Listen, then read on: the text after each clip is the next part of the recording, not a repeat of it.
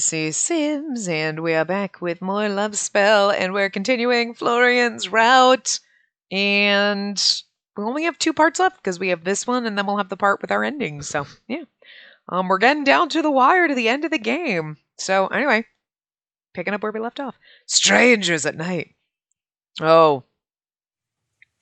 My eyes slowly peek open. Right, we fainted. Where am I? I groan as I sit up, feeling my body ache all over. Suddenly, memories of the dive flood back to me, and I look around in a panic. I glance outside to see a terrible storm raging on as the wind howls eerily. The opening of a door catches my attention as I turn around to see Professor Atlas standing there with a bandage around his arm. You're finally awake. Professor, the dive! What happened? And you fainted straight into my arms. How romantic. You know, if you wanted my attention, you didn't have to go to such extremes. But I would do anything for your attention. I can feel heat rise in my cheeks as I stare into his coy emerald eyes. He approaches me and places a hand on my forehead to check my temperature. You seem to be doing all right. Does it hurt anywhere? How do you feel? Sore. The professor chuckles as he takes a seat near my bedside. Probably from all that vigorous swimming you did. I'm sure battling a shark wasn't in the book I gave you, was it? God, no. It was terrifying. But also kind of exhilarating, if I'm being completely honest. The professor stares at me wide-eyed for a few moments before he lets out a hearty laugh. Well, I'll be. Spoken like a tried-and-true explorer. I let out a small smile as I touched the bandage on his arms. How's your arm? It's barely a scratch. A few moments pass in silence as we listen to the wind and rain howling from the outside. I can feel his gaze on me, and I can't bring myself to meet his eyes. His tone suddenly shifts as he calls out to me. Now that you're back on your feet, let me be clear about something. I don't care what the circumstances are. I don't ever want you to do something that rashly absurd again. Do I make myself clear? It's like being my dad here, Jesus. I swallow hard. I was waiting for the backlash. I grip onto my bed sheets, expecting to be scolded more, but a gentle hand to my chin forces me to look up at him. Spacey, I want you to look at me. Please try to understand. I'm not trying to come off as condescending or hurtful. I just can't bear the thought of losing you. I can't. I don't know what I would have done if you got hurt out there. I'm sorry. I just wanted to help and to prove that I could. Before I can continue, the professor silences me by pulling me into a deep kiss. You don't have to prove anything. Not to me or to anyone, but I won't allow you to put yourself in unnecessary danger like that again. After all, there's no greater treasure out there than our lives. Tears well in my eyes at his harsh but true words. I nod as he leans in to kiss me again, and I wrap my arms around his neck. But, well, I suppose I'd also be lying if I said I wasn't even a little bit proud of you. Oh, he's blushing, it's so cute. Thanks to you, we managed to salvage one of history's greatest treasures. We're all in your debt. If I didn't know any better, I'd say you were a full-fledged professional from the way you handled yourself down there, you know that? At the sound of this, my heart lights up. An excited smile plays on my lips as I look up at him. Oh no, there's a look in your eyes again. Just what did you discover now, Professor, I want to become an archaeologist. I want to discover everything I can about this world and spend the rest of my life doing it. I finally found my dream. The professor stares at me, dumbfounded for a few moments before he pulls me into a tight embrace. He leans into my ear as he holds me in his arms. An archaeologist, huh? Well, I can't say I'm completely surprised. You most definitely have the tenacity for it. And the courage. Congratulations, Spacey. You're going to be amazing. I just know it. Tears of appreciation well up in my eyes as I throw my arms around the professor. He chuckles as he rubs my back and ruffles my hair. A few moments later, I'm pulled into a passionate kiss that only grows in heat and fervor as the minutes pass us by. Slowly, he leans me back into the bed. Sit down. Simmer down. You know we getting cock-blocked. Don't get all excited. Feeling bold at the confession I just made, I turn him over and get on top. Oh. Actually, I already know what I want to uncover first. I like it. I like it a lot. He lets out a low chuckle as I slowly and seductively strip my top off, revealing a set of pink lingerie, which is really funny considering the fact that you were passed out, so someone had to strip you out of your dive suit. You didn't change. Someone took you out of your Who put pink lingerie on you before putting you in bed? I mean, I know I'm not supposed to be like, that makes no fucking sense, but I mean, it is kind of funny because they have to point out sexy pink lingerie. And how the fuck did you get into that? Shouldn't you be questioning that? You were unconscious. Oh my, you've grown quite bold, haven't you? I'm not sure how I feel about this. Oh, you gonna like it, motherfucker. Yeah. His actions oppose his words as his lips immediately react to leave a trail of kisses on my chest, and just as I'm about to moan, an urgent knocking on the door grabs our attention as a panicked voice comes from the other side. Professor Atlas, we have a problem! A big problem! Come quick!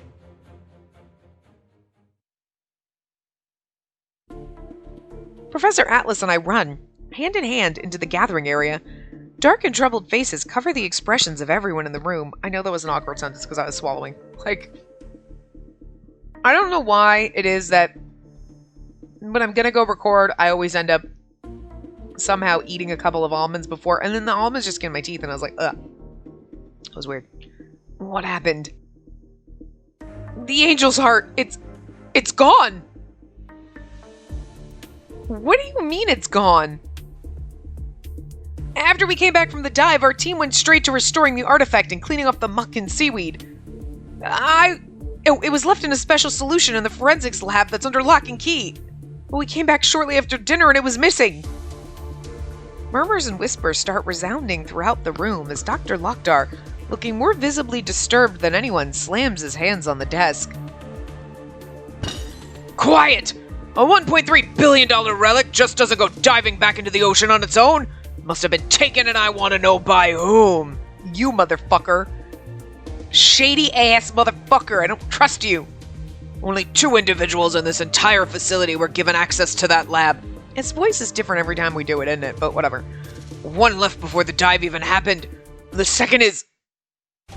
Dr. Lockdar narrows his eyes at Professor Atlas as people begin to follow his gaze. Professor Atlas, an archaeologist of your renown doesn't need to be told how important one of these relics are, and how much of a temptation they can become over time. Seriously?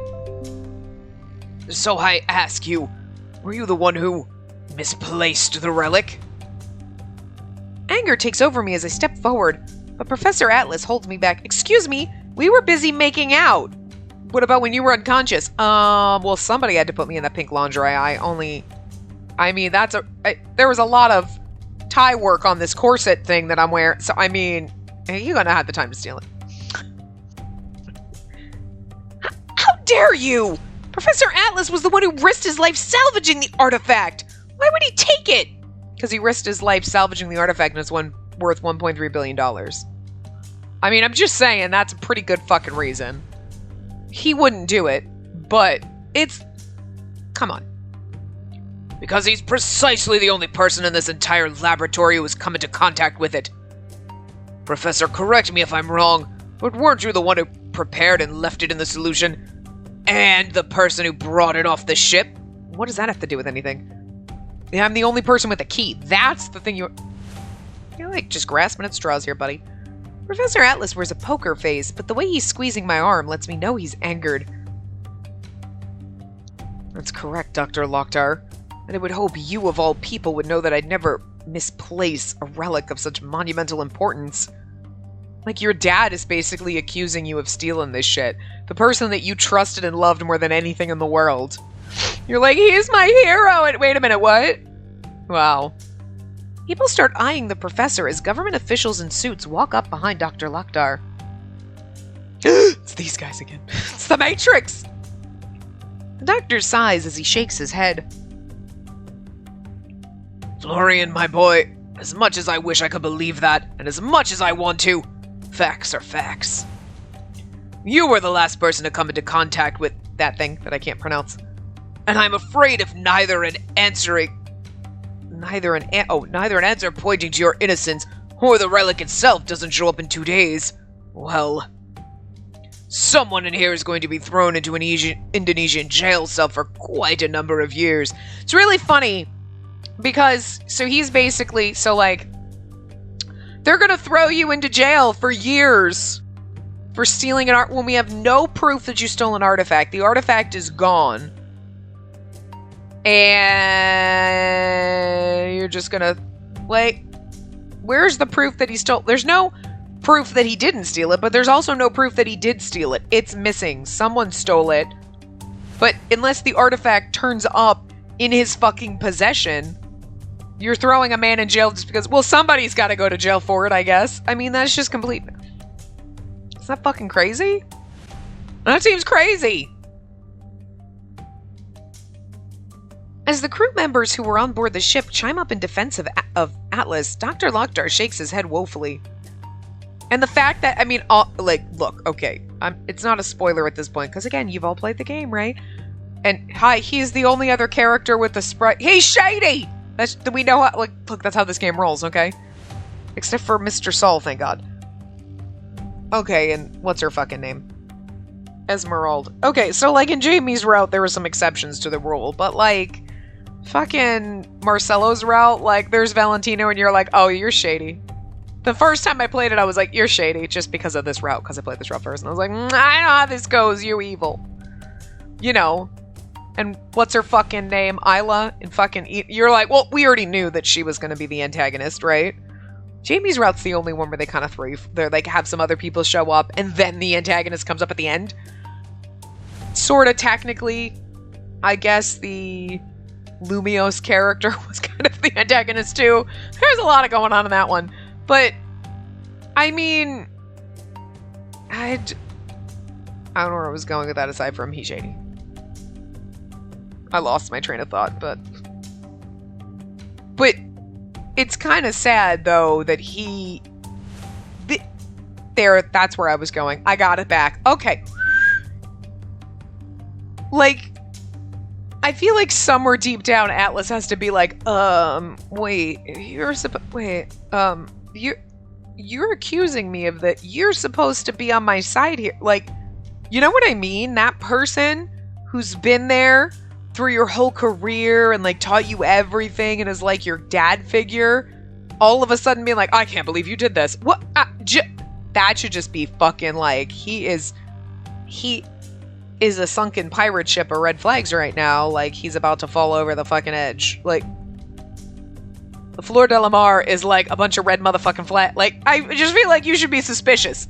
We should be suspicious of him. Like, everyone else on the team is defending you. He should be like, I don't want to believe it. No, there's no way. You know what I mean? Actually, someone else should have accused him. Wait, you were the only other one. And then Dr. Lakhdar, what? No, I can't believe he would do it. Don't worry, my boy. We'll figure it out. I would hate to see you spend your life in jail. If you stole it, just give it back. Like, to make him look like he's on his side. You know what I mean? Because he just looks really shady right now. And you're like, I just don't... I mean, or he's just like, well... getting away with it. He's just so used to getting away with it that he's just, you know what I mean? He's like not even he's not playing the role that I feel like he should be playing, but I'm afraid I'm not the one imposing such sentences. I'm merely relaying a message from the government who tasked all of us with finding this priceless remnant and recovering it. Fine. Everyone, including me, look up at Professor Atlas. We'll figure it out. We got a magic penguin. 2 days, correct? I'll find you your answers. Finding lost treasures is what I do best, after all.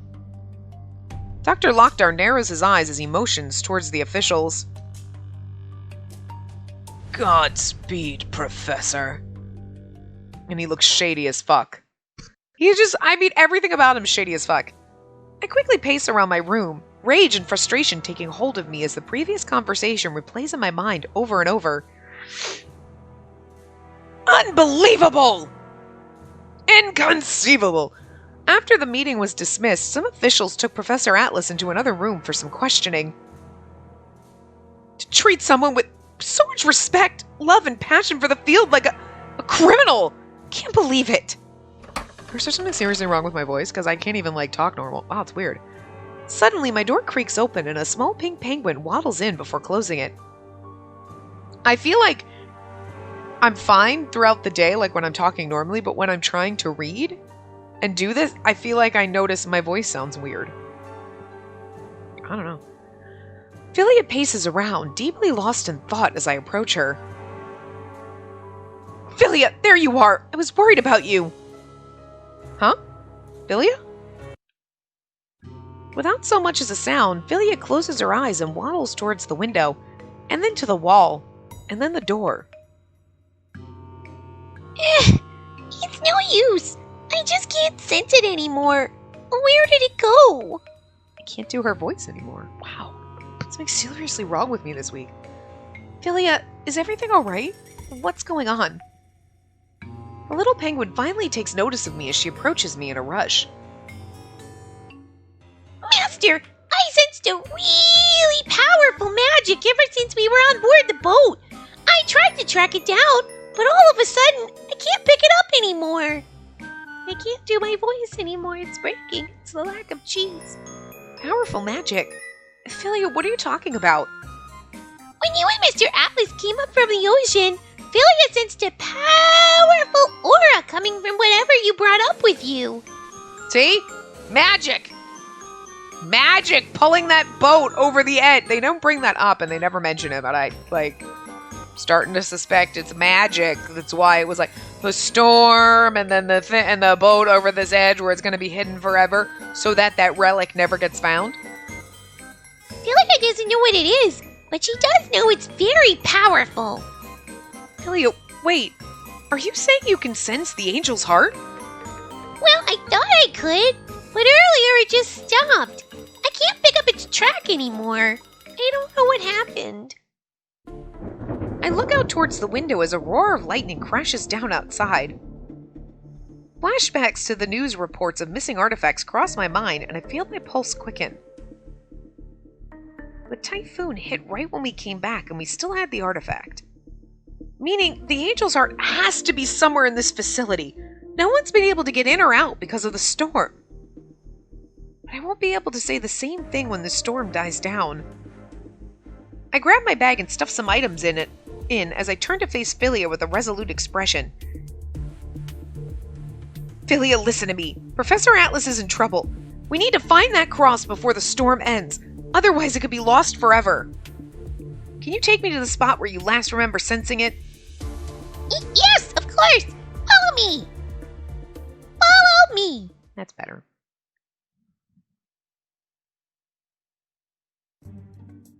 I look around the empty room as I watch Philia waddle in different directions.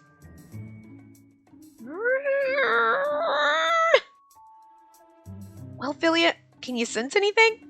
Sorry, Master.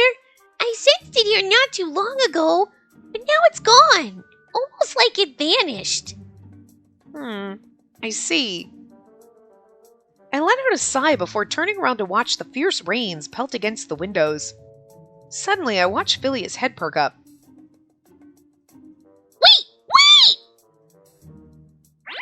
I can feel it again! Master, this way! Hurry! Philia, wait for me!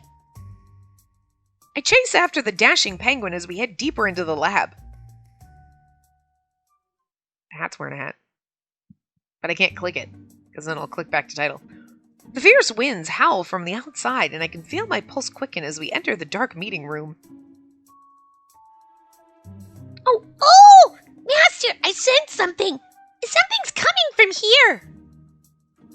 As I stumble to where Philia is pointing, I just see a random bookshelf. I forgot about this, and also, Again, more Otome games need shit like this. This is some Scooby-Doo level shit, and I love it. I attempt to grab a bunch of books to see if anything's triggered, but nothing happens. Like, who does not want a magic fucking bookcase in their house? Like, you're like, I just want a bookcase where you, like, put the thing and then it swings open and there's, like, a bookcase behind your bookcase. Like, I don't know what it, like, you know what I mean? Like, you just, or, like, a store, like, oh, it's just a storage closet. Or it's my pantry, but it's my linen closet. I don't even care. I just want a fucking secret bookcase door. Like, every fucking, like, old spooky-ass mansion in Scooby-Doo had one of these fucking magic fucking door. And, like, every fucking murder mystery movie, novel, everything, it's like, wait, pulling all the books, you're like, one of these is a secret passageway, right? It's always a fucking secret door, and I fucking want one. I don't know, I just want one. So I didn't know I needed it in an Otome game, but here we are, and it's just great. Hey, wait a second. These books are out of order? I scan the rest of the books and notice all the other books on the shelf are organized alphabetically. I bite my lip as I place them in a certain pattern, one after the other. That's really in-depth. Kercheek! Creak! That did not work out. Philly and I gasp as the books sink into a hidden compartment and a slight gap between the shelf and the walls appears. The shelf and the wall appears, revealing a staircase heading underground. Secret door to a wine cellar? I don't know. Philly and I look at each other nervously. Masters first! You go first, bitch! I'm not doing it! You're a magical penguin. I don't care! Nope. Okay. Boop. Here we go on this pole. At the end of a staircase, we slip into a small, dimly lit room. Like someone sleeps down here. There's like a bed. As I look around the room, I freeze. Isn't that what this looks? Oh, or is it just like maybe a seat, but it looks almost like a bed. Like goes into the wall though. All over the room, there's newspaper clippings and red markings, all regarding the missing artifacts, which seems a little weird. Like, how long has he been here to put these up? Like, he's just like, I bring my travel scrapbook and I put them all over my secret hidden room? Like, it's weird. Shivers run down my spine as I examine a wall that's also filled with Professor Atlas's face and different publications, all marked with red X's across them. Master, it's here! It's here! I found it! Come quick! I turn back at the voice and see Philia motion towards a large covered cabinet. As I peek inside, a gasp escapes me. Along with a ton of other old and valuable-looking artifacts, the angel's heart is lying among them, locked in a clear bag. So it's like he's been collecting them, stealing them, but hasn't sold them yet. It's weird. I mean, you're gonna get caught red-handed if you got all the fucking evidence on you. What the fuck? Instead of its previously dirty state, it now shines brilliantly with the gleam of all of its precious gems. Can't help but hold my breath as I hold it up to the light. Master, be careful! Philia senses a lot of powerful magic coming from that thing. Whatever it is, I do know it should not be here. Magic this powerful does not belong in the hands of humans. Don't worry, Philia. We'll get it out of here. Come on, let's... And just where do you think you're going with that? It's not his voice. I don't know what's happening.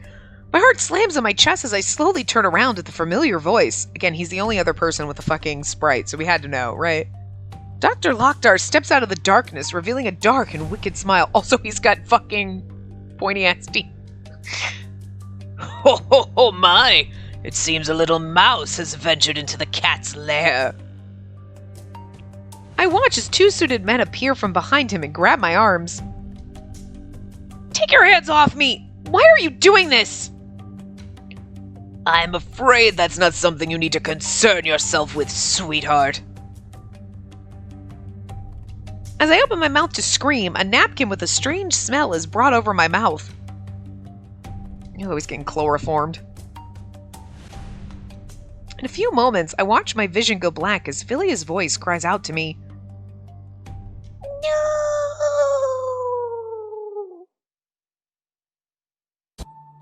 I let out a groan as I slowly begin to open my eyes again. I feel the sensation of a cold floor pressed against my cheek. I only hear two sounds in the room. One is the dripping of water and the other is the ticking of a clock. Well, luckily we have a clock. I groggily look up to see the time. I groggily look up. Groggily is a weird word to say. Wow. look up to see the time on a wall clock. 11:50 p.m. Oh god. As I regain more of my consciousness, I bolt upright. You know what's coming, right? That's right! Dr. Lockdar! I look down to realize my hands and legs are tied tightly with rope, and a piece of thick cloth covers my mouth. We're gonna die here. Panic begins to settle into my stomach as my eyes frantically dart about the empty, dark room. We're gonna die here, and the professor is gonna end up, like, dying in a fucking Indonesian prison. Suddenly, from the corner of my eyes, I can see a small figure waddle over to me. Master, you're awake! Philia was so worried about you! I try to talk, but only muffled sounds come out. I motion with my head towards the ropes that bind me, and Philia nods understandingly. Don't worry! Philia to the rescue! She just sat there and waited till we woke up, though. Instead of like, you were bound and gagged, but I untied you while you were unconscious, so you wouldn't be uncomfortable. You've been out for 4.5 fucking days. It's only been a few hours, but after a few moments, the ropes around my arms come undone, and I yank the cloth from my mouth. Philia, where are we? What happened? Those evil men took you and Philia followed. There's still a big storm outside, so I think we're somewhere underground. What about the cross? Can you still sense it? Yes, but very faintly. That evil man must be preparing to escape with it. Philia will not allow it. He pissed off the wrong pink penguin. Neither will I. Come on, we gotta get out of here and find the professor. I ad-libbed the angry pink penguin thing, but you know, she's just thinking in her head. As I undo the rest of my ropes, I stand up and lunge for the door.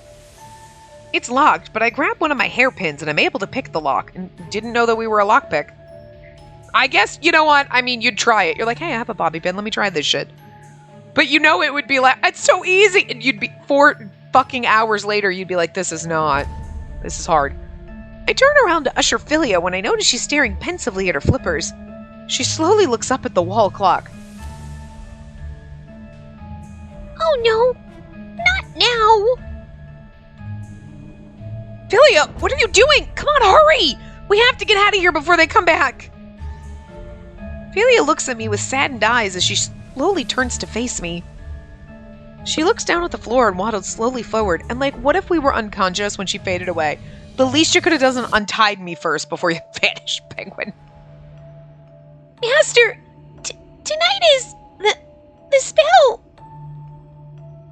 Philia, we don't have time to worry about the spell right now. We have to go. Like, you know what she's trying to say, though, girl. I look around the empty hall as I rush toward Professor Atlas's room, making sure to remain unspotted. Rage boils up inside me as I remember the look on Dr. Lockdar's face. That sleazy bastard! Don't worry, Philia. There's no way we're letting him get away with this. After not hearing a response, I turn around to see that no one's following me. A little pile of pink glitter flutters in the air. Philia? I call for a few more minutes. I call her for a few more minutes. Wow, I can't read. But receive no answer. I shake my head as I continue running towards Atlas's room. I'll go find her after. First, I have to tell Professor Atlas.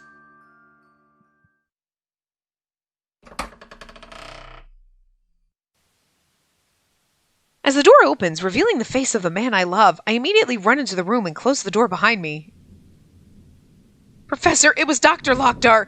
He's the one who took the relic. He's trying to set you up. I furrow my brow as the professor stands in front of me looking extremely confused. Seems legit. Professor Atlas? Would have been weirder if she called him Florian. He would have been like, why are you calling me that? You know what I mean? My apologies, but do I know you? An angel's heart. No! I forgot us. Those are the moments that you're like, God, it hurts. My heart drops as I stare at the professor's puzzled expression. My apologies, but do I know you? It's like it's not like he's like, what are you doing here? And he forgot The romance we had. It's like he almost completely forgot who you were at all. You're like, I'm your student. Oh, you're that girl who slept in my class that time.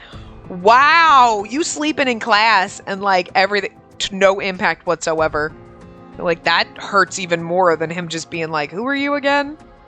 Like Marcelo, you kind of understand because like the first time you met, you were just some chick he bumped into. You wrote his name in the book and then he found you, offered you a job. So of course he's like, who are you? He met you once. You've been in Atlas's class the whole fucking semester. And he's just like, what? Like, oh, ow. Like, I frantically search his eyes for any sign of a joke, but I find none. He narrows his eyes at me before tilting his head to one side. Wait a minute. Aren't you in my world history class? Spacey, I believe? What on earth are you doing here? How did you even get here? We came together, Professor. I swallow as I can only stare up at him. A small beep from a nearby alarm with the date and time draws my attention, and the realization hits me. Oh God, the spell! It ended tonight! I can't believe I forgot something so important. I can feel my heart instantly shatter into pieces and tears well up in my eyes as I stare at Professor Atlas. Like, we are so fucked, we're not gonna get home. Refusing to let my emotions get the best of me in this critical situation, I shake my head as I try to return my attention to the current problem at hand. Never mind that, Professor. Please, you must listen to me. The angel's heart. I know who took... The professor steps forward as he narrows his eyes at me. His tone is low and laced with suspicion as he begins to back me into a corner. This is not the kind of... I mean, I want you to do this, but not right now, because this is not sexy times, and... How do you know about that? Just who are you exactly? I'm your assistant, you jackass. Professor Atlas... No, Florian, please! I can explain everything after, but for now you need to listen to me. Dr. Lokdar, This lab's not open to the public, and neither is knowledge of that relic. I don't know how you got here, but I'm afraid I'm gonna have to call security on you. Slap him, Spacey! Smack! Dr. Lokdar stole the cross, you jackass! Fucking listen! God. My eyes widen, and without thinking, I push him away and run out of the room. He calls after me, but I run as fast as I can. This isn't gonna go well. I close the door to my room, and my mind's racing a mile a minute. This won't be the first place I look. He'll be like, that girl was here, and everyone else is going to be like, your assistant? Does he know? I breathe in heavily as I quickly pace around the room, trying to come up with a plan. Suddenly, I spot an empty bag of chips peeking out from underneath my bed, and I grab it. Oh, Philia, I'm so sorry. I should have listened to you. Tears fall from my eyes as I clutch the bag closer. The sensation of being completely alone finally sinks into me. This lady, she's just a hat head. Her whole entire head is just a hat. It's a hat on a body. As another rumble of thunder rings out from outside, I dry my eyes quickly as I shake my head. No, I refuse to give up. I don't care what ends up happening to me, but I can't let that bastard get away with this. I have to save that relic. For Florian and Philia. I know what I have to do. I just pray I have the strength to see it through. I look out the window and I watch as the torrential rain continues to pour down outside, and a peal of thunder shakes my frame. I bite my lip as I swallow down a lump in my throat. We gotta go steal that cross. I run as fast as my legs can take me through the thick forest. I can barely see anything past the dim glow of the flashlight I'm holding in front of me. Fierce rain soaks me to the bone as the wind opposes me. In my arms, ooh, look, it can wear the cross can wear the hat. In my arms, I clutch the angel's heart tightly to my chest as I recall the events that led up to my current situation. Never mind. I watch Dr. Lokdar's back from the dark staircase as he laughs into a phone, holding up the golden cross in his hands. I club him over the head, brutally, 13 times. I'm just kidding. Yes, it's simply radiant.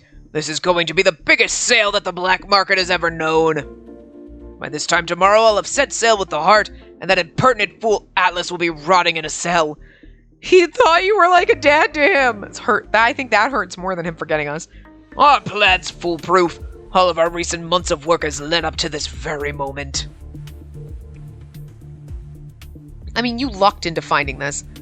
I narrow my eyes as I watch the doctor bellow a sinister laugh. Okay. As he returns the cross back into a bag and stows it inside of a large cabinet. Yes, sir, I assure you. Everything's going perfectly according to plan. My men are preparing the boat as we speak. For the second this storm ends, I'm off without a trace. Now, if you'll excuse me, sir, I have a little mouse problem I need to properly address.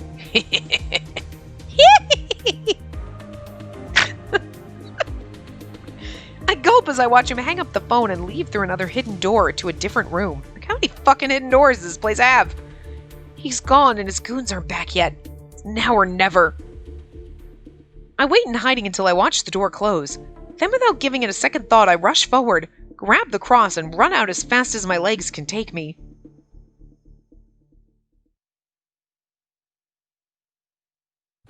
I run and run, not knowing where I'm going, but attempting to get to the furthest place I can. My heart stammers in my chest as I hear a voice yell from the distance.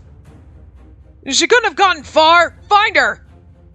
An accidental scream escapes me as a giant strike of lightning flashes in the sky. It's okay, there's no way they heard that with the thunder. Except for, for plot purposes, but I close my eyes, clutching the relic closely as I keep running. Suddenly, my leg gets caught on something and I tumble forward down a hill. Look, I'd make fun of her for falling down a goddamn hill because we did it in Hakuoki every single time Dumbface fell off a fucking cliff. I fell down a cliff! How many times do you have to do this before, you just realize you're an idiot and you shouldn't be allowed to walk, okay? This time, I'm giving her a pass because she is running in the rain, in the woods, in the fucking dark, and it was bound to happen, or you, trip over a log, fall into a tree. This is feasible, okay? I can feel pain, exhaustion, and fatigue all beginning to hit my body at once. I mean, she's lucky she didn't get stabbed in the eye with a branch as she was running. I'm just saying.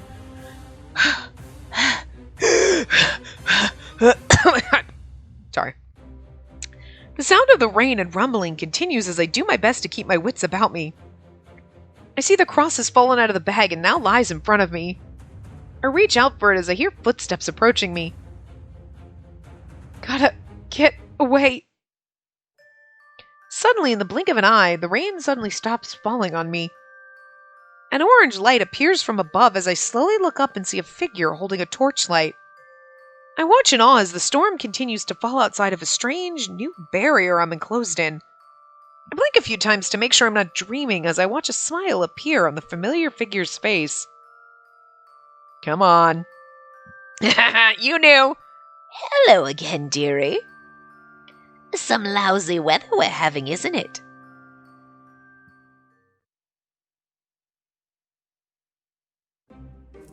I watch the campfire dance as I sip some water from a small wooden cup. A warm blanket envelops me as I watch the strange old lady pull out all sorts of strange items from her bag. Her Mary Poppins bag, which is a nice touch because everybody should have one of those. Oh, I know it's in here somewhere. Can I, help with anything? Aha! Found it! I watch as the witch pulls out a glowing green potion. She uncorks the top and pours a bit over my injured ankle. My eyes widen as a soft green light begins to envelop my entire body. Suddenly, all of my cuts and bruises begin to magically disappear. You really are a witch. You really are a witch. It's better. You really are a witch. Just comes out like put the wrong emphasis there. Why, of course I am. I thought Philia told you so. I have so many questions. But first, what on earth are you doing here of all places? The witch smiles at me before she points to the cross that's nestled in my lap. Well, I was looking for that right there. The angel's heart? Is that what the humans call it? Oh, you always come up with such interesting names for these sorts of things. Well, no matter. But I'm afraid I do have to ask, though. What are you doing with it, dearie? I take a deep breath as I explain to the witch everything that's transpired in the last few days. After several moments, the witch rubs her chin pensively. I see. Quite a predicament that you've gotten yourself into, my child. Well, I suppose you couldn't call it an adventure without a little peril, right? I don't think she'd laugh like that, but it's just really fun to do. I stare at the gleaming cross sitting in my lap as it shines brightly in the fire's reflection. Philia said this thing had powerful magic or something. Is that why you came looking for it too? Yes, that's correct. And that item there in your lap holds powers beyond your wildest imagination. It's far too dangerous to keep in the hands of humans, hence why it was cast away at the bottom of the sea. But now that it's back on the surface, I'm afraid I'll have to take possession of it and lock it away again. Wait, but this cross, it's an important part of history. I can't just hand it over. What if I give you a replica? Oh, yeah, that's different. I watch as the witch slowly shakes her head. Her eyes grow serious as she stares at me. But if I give it to you, then Professor Alice will never get out of prison. No, my dear. I'm afraid that item there wasn't ever meant to be a part of human history at all. It just fell into the wrong hands. A very, very long time ago. What do you mean, human history? My dear child, there's a lot about this world you've yet to discover. Many, many secrets lie beyond its surfaces, and maybe one day you'll find the answers you seek. In my heart, I feel the witch's words to be true as a mysterious smile crosses her lips. For some reason, I find myself smiling as well. I nod my head and she laughs warmly. Oh, you're a peculiar one, aren't you, my dear? Yet your eyes, they tell me you might discover a great many things in your lifetime. They shine brightly even in the darkest hours of the night, just like a glittering diamond. My eyes widen as words I've heard once before ring clear through my head and heart. My heart races as I look back up towards my professor's earnest emerald gaze. A prideful smirk plays at his lips as he hands me a pen. You're a diamond in the rough, Spacey, and I look forward to seeing just how brightly you can shine. But you have to be willing to go under a little pressure first. And who knows, maybe at the end of this, you'll discover something new, not only about yourself, but perhaps about where you could envision your life taking you.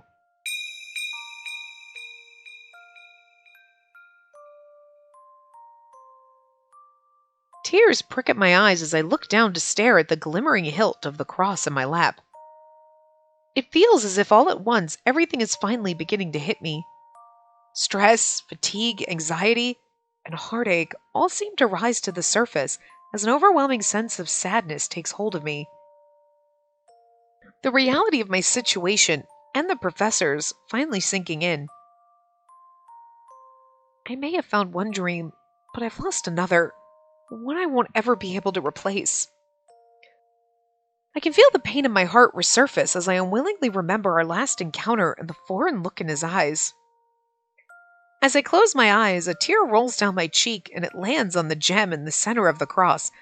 Magic! Whoop. Suddenly, I feel a strange pulsing sensation resound throughout the cave. As I look down at the cross, an image of Professor Atlas, dirty and beaten, locked in a jail cell, appears in my field of vision, and I gasp. Child, do not move. I look back up at the witch to see she's staring wide-eyed at the cross. Without missing a beat, she quickly stands up and pulls out a strange-looking staff from thin air. I look down slowly to see the cross is now glowing in my lap. A fierce wind begins to pick up in the cave. Good birdie, you're so cute. What's happening? You've awakened it. Impossible. The witch quickly chants something, and her staff begins to glow with an opposing light and envelops the cross.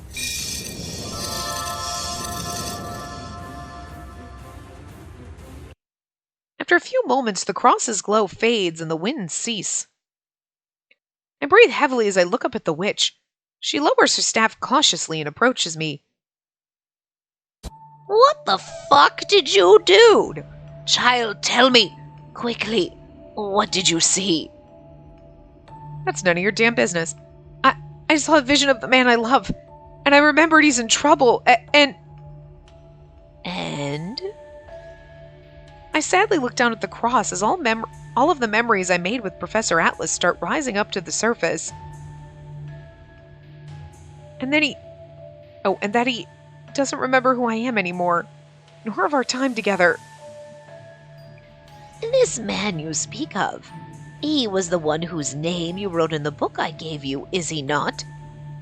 Yes, I never thought it would end like this, but I want to help him. Please, I'm willing to do anything. As my voice strains, the mystical winds begin to pick up again as the cross on my lap begins to glow. Don't say those words in front of the cross! Also, I didn't click at all. I moved my mouse, but I did not click. My fingers weren't even on the buttons. And that... Log. And now I just clicked log and it went back. So, like, I'm going to probably lose my mouse. Okay, know what? So, like, we read that. After a few moments, it ceases again. Why does it keep glowing like that? It's really weird. I mean, this is a little hard. So when I clicked log, I don't think it was highlighted. Like, so that was fine but I did not click when it was glowing. It just automatically skipped ahead. That was so weird. Anyway, the witch lets out a deep sigh. It seems I need to do some explaining I wasn't intent on doing. She slowly picks up the cross from my lap and holds it in front of the fire. This relic has the power to grant any wish in the world, no matter how grand or how trivial. But what makes it so dangerous is that it picks not only its wielder, but the wish it gets to grant as well. It picks the wish in the person? Precisely. It will only awaken to one it deems worthy and one with a strong enough desire. However, it does not serve as a judge. Now, I'm sure you can imagine just how easily this great power can be misused. Humans are greedy creatures by nature, and they seek to control that which is not meant to be controlled, and own that which is not meant to be theirs. Some may say they stand for one thing, but their hearts secretly yearn for others. This cross will only grant what a person wishes for most deeply in their heart, and many do not even know the true answer to that question themselves. Wait, so you're saying this thing, it looks into people's hearts and makes whatever it finds in there come true? Simply put, yes. It can topple cities, no, continents alike, in the blink of an eye, if that's what its wielder wishes for the most. I swallow hard as a chill runs down my spine. I can't even begin to imagine such terrible power in the hands of someone like Dr. Lokdar. I don't think he knows about it, but... Then, the people after this, is it possible they know about its powers? The witch stares at me seriously for a few moments before letting out a loud cackle. Oh, good heavens, no! That knowledge was lost to the human world centuries ago. I'm most certain they're after it because, oh, look, gold and shiny. Shiny, okay. Oh, look, shiny and gold. Ha! My dear, you give those dolts too much credit. I can't help but heave a sigh of relief as the witch cackles in amusement. But if it deemed him worthy and it granted his wish, he wouldn't even know what happened. You know what I mean? Well, either way, dearie, I will be taking it now and assuring it remains out of any more trouble. But before I do so... The witch stares deeply at me for a few moments. I find myself feeling almost petrified under her intense gaze. It feels as if it were looking into the depths of my soul. Moments later, she moves closer to me, a mysterious smile tugging at her lips as she holds out the now glowing cross to me.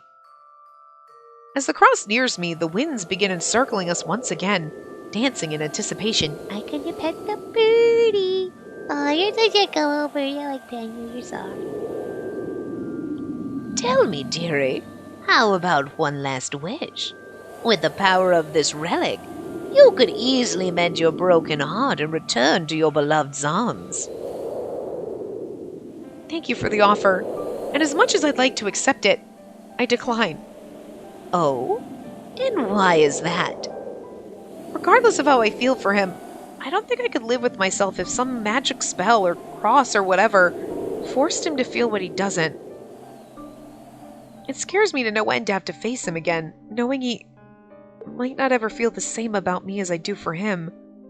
Girl, that's like the whole world in a nutshell right there. But as long as he's happy and he's safe, that's all I could ever want.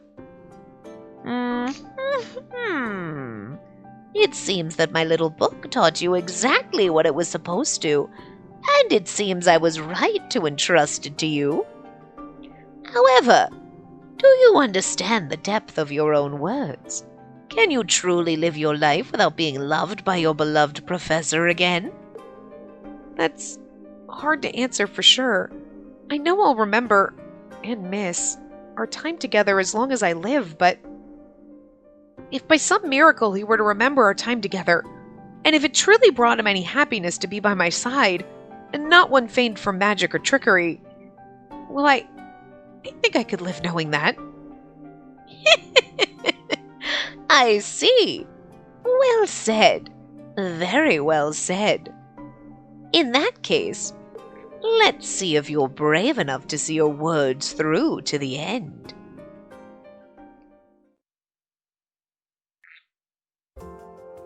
Several hours later, I walk along the beach as the back of the lab comes into view. I can't help but stare out at the sea, serene and unmoving as if it were a plate, completely different to what it was last night. The seagulls once again begin to cry and the sun begins to rise in a pastel sky. I look down and stare at the velvet bag in my hands. I need to get this back to the authorities. I trudge in the sand for a few more minutes as I near the side entrance of the laboratory. Suddenly, my heart stammers as I look up and catch sight of Professor Atlas's figure from a distance. He seems to be talking into a phone, but I can't make out what he's saying. Oh my god, find her! Yeah. Professor... As I open my mouth to call out to him, a hand forcefully grabs me and pulls me into the trees. I muffle a scream as I come face to face with a crazed-looking Dr. Lockdar. Out for a morning stroll, my dear? Care for some company? At his signal, two men appear from behind him and pin me to the floor, covering my mouth and tearing the velvet bag from my hands. The doctor pulls out a glimmering cross from the bag and eyes it before grinning. We were out looking for you all night, you know. Gave us quite a scare, didn't you? But thank you for returning our little treasure to us. He kneels into the sand and grabs a handful of my hair as he roughly lifts my face up to meet his gaze. I'm afraid it's a little too late for apologies now, though. Oh man, I was going to move the hat and put it on his head and we lost it. It's alright. He puts the cross back in the bag as he stands up. I jerked my mouse. I was like trying to go like this and I went boop a little too far. Tie her up and throw her on board the ship. I'm sure she'll fetch for a nice price in the black market, too. That is the shadiest shit that's happening in this game. We are now being sold into sex slavery. Oh, God. Oh, my God. What did we do? I start to muffle screams and throw... Just murder me and throw me overboard. Gross. I'd rather you, like, slit my throat and toss me overboard. Just push me in the ocean and feed me to the shark. I don't know. You know what? No, kill me, shoot me, and then throw me overboard. Anything, just... I don't want to be sold into sex slavery, but I also just don't want to be thrown overboard where I have to, like, wade in the ocean and then I'm, like, slowly drown, like... You know what I mean? Till exhaustion or sharks take up... No, that seems traumatizing. Just shoot me and throw me overboard. That's... Look, you get me out of the way, I don't have to deal with the trauma of anything else. It's great. I mean, that's not the happy ending, but, like... That would be the, like, look, if you're gonna, like, if something bad's gonna happen to me, let's just go that route, okay? At least I'm put out of my misery. I start to muffle screams and throw kicks as a large man easily pulls me over his shoulder and begins walking in the opposite direction of the lab.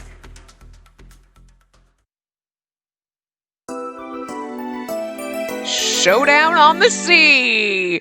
Alright, and we will get to that part, in the next part, so...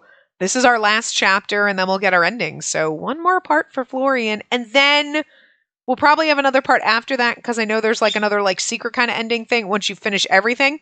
That is the only thing that I have never done because, like, I lost my hard drive before I finished Enix's route. So that'll be all new, so that'll be interesting. But yeah, Florian's endings in the next part. So I will see you guys next time. Remember to give the video a big thumbs up and subscribe to see more.